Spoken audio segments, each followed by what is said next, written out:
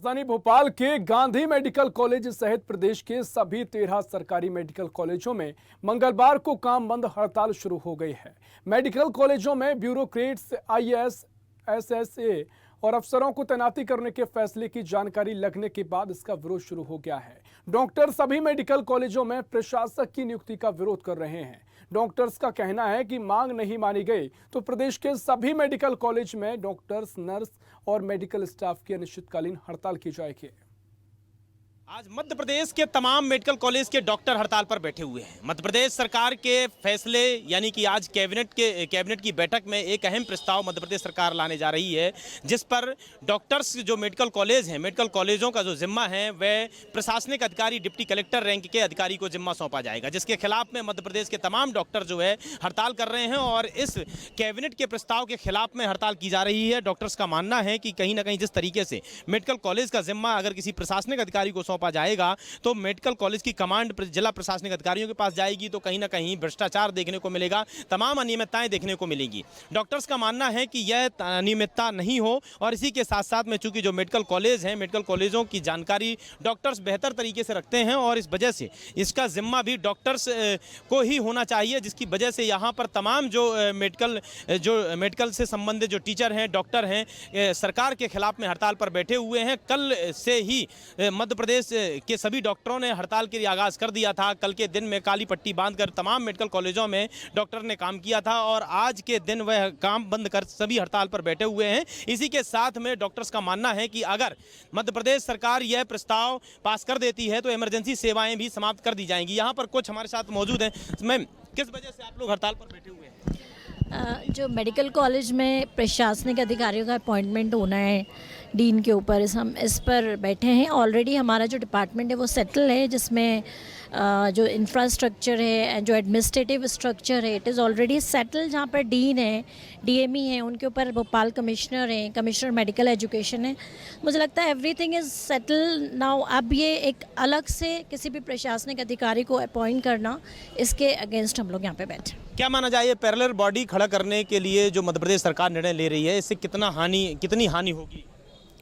आपकी बात का जवाब देने से पहले मैं एक बात कहना चाहूँगी कि आप समझ सकते हैं कि डॉक्टर्स जो है वो हमारे समाज की एक क्रीमी लेयर होती है, जो हर तरह से इंटेलिजेंट और इफ़िशिएंट होती है हर काम करने के लिए, और सालों से ये करती आ रही है। इसलिए अननेसेसरी किसी और को आप हमारे ऊपर बैठा रहे हैं, इसकी कोई ज़रूरत ही नहीं है। दूसरी बात ये है कि जो हम लोग जो है ना सिर्फ डॉक्टर्स हैं बल्कि हम मेडिकल टीचर्स हैं, जो कि हम डॉक्टर्स प्रोड्यूस करते हैं। मतलब एक तरह से हम लोग पेरेंट्स हैं उन बच्चों के जो यहाँ पर पढ़ने, मेडिकल करने आते हैं या डॉक्टर बनने आते हैं। और एक माता पिता जो है अपने बच्चों की जो ज़रूरतें हैं जो समझ सकते हैं, वो कोई और दूसरा इसका विभाग का व्यक्ति आके नहीं समझ सकता है। सालों से ये चल रहा है और हमारे डीन और ऑलरेडी हैं आपके लोग यहाँ पे, आपके रिप्रेजेंटेटिव है, तो अननेसेसरी आपको हम पूरा देश अभी आज़ादी का अमृत महोत्सव मना रहा है और ये हम पे एक और तानाशाही बिठा के हमको गुलाम बनाना चाह रहे हैं, जो हम बर्दाश्त नहीं करेंगे। तो स्पष्ट तौर से कहीं ना कहीं डॉक्टरों में एक गुस्सा भी नजर आ रहा है मध्य प्रदेश सरकार के खिलाफ में। यहाँ पर हमारे साथ कोई डॉक्टर भी मौजूद हैं।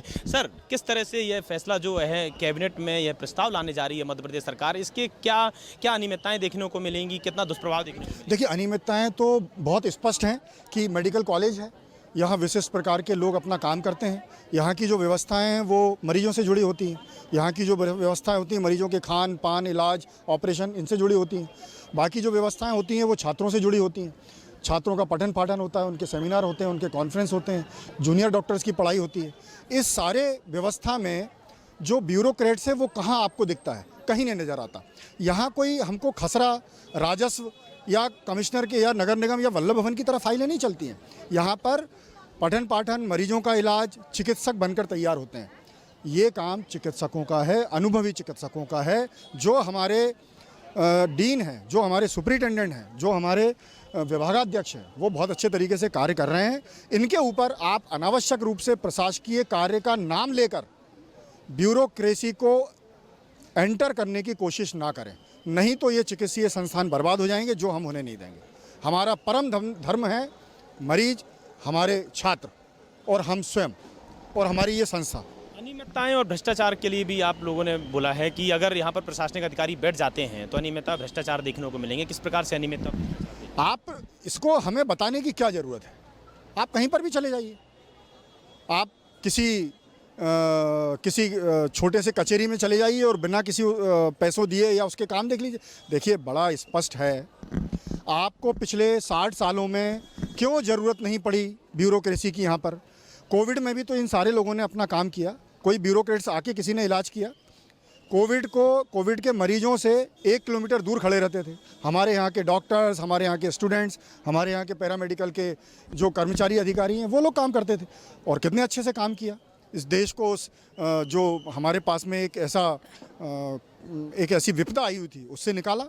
तो जब इतना अच्छा काम हो रहा है तो बेवजह आप ब्यूरोक्रेट्स को लाना क्यों चाहते हैं? इसका मतलब ये है कि कहीं ना कहीं दाल में कुछ काला है। अच्छा, अगर यह प्रस्ताव पास हो जाता है, उस सिचुएशन में प्रदेश का डॉक्टर क्या करेगा? देखिए, यहाँ पर हमारे पास में ना सिर्फ मेडिकल टीचर्स, हमारे साथ में जूनियर डॉक्टर्स भी खड़े हैं, हमारे साथ में इंडियन मेडिकल एसोसिएशन भी खड़ा है, हमारे साथ में United doctor federation, private doctors, private अधिकारी कर्मचारी सब खड़े हुए हैं हमारे साथ में। वो सिर्फ इस बात का इंतजार कर रहे हैं कि अगर ये प्रस्ताव पारित होता है तो वो सारे के सारे लोग आपको यहाँ दिखेंगे इस स्थल पर। तमाम इमरजेंसी सेवाएं बंद कर दी जाएंगी? बिल्कुल, हम तो बैठे हैं कि सरकार, ये पूरी जिम्मेदारी सरकार की है। हम 3 दिन से धरना प्रदर्शन कर रहे हैं और पिछले 1 साल से लगातार हम शासन को चेता रहे हैं कि ये मत करिए। अगर सरकार हम हड़ताल ही देखना चाहती है, अगर सरकार मरीजों की मौत देखना चाहती है या यहाँ पर अव्यवस्था देखना चाहती है, तो ये सरकार का काम है। हम तो बैठे हुए हैं इनको बचाने के लिए। अभी तक कोई जिम्मेदार कोई मिलने आया? अभी तक हमसे ना तो किसी ने बात की है, ना हमसे कोई मिलने आया। तो स्पष्ट तौर से कहीं ना कहीं जिस तरीके से यहाँ पर मध्य प्रदेश भर का जो डॉक्टर है वह मौजूदा सरकार के खिलाफ में हड़ताल पर बैठा हुआ है। साथ में ही इन्होंने चेतावनी भी दी है मध्य प्रदेश के डॉक्टर एसोसिएशन ने कि अगर यह प्रस्ताव शिवराज कैबिनेट में पास हो जाता है तो कल से इमरजेंसी सेवाएं भी बंद कर दी जाएंगी, जिसका दुष्प्रभाव कहीं ना कहीं तमाम मरीजों पर देखने को मिलेगा। कैमरामैन राकेश के साथ दुर्गेश गुप्ता, स्वदेश न्यूज, भोपाल।